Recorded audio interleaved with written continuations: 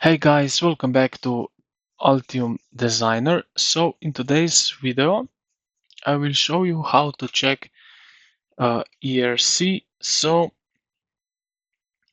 let's get straight into it. So first of all, what we gonna do is go here down to the right side corner, panels,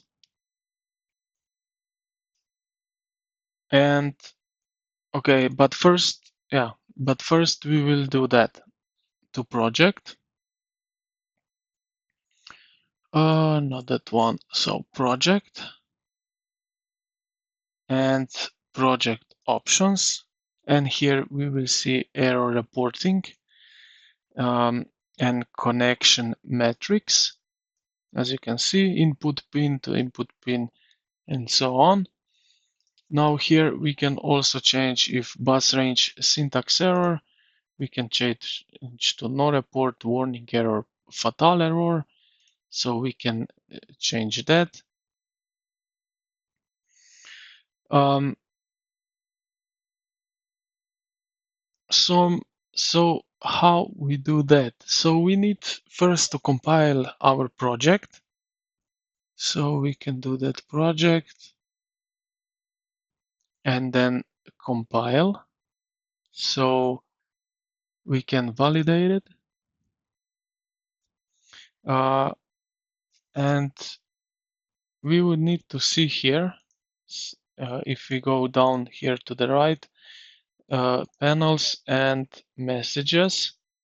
And here we get some warnings, violation, errors, and so on that's going on here on our project.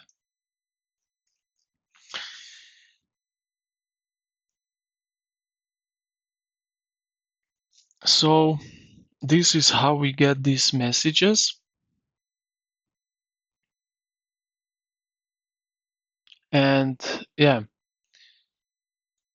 these are all the messages that we set right here in the project options and here. So if we do that to no report most all of them, then we almost get, we won't get much errors or warnings.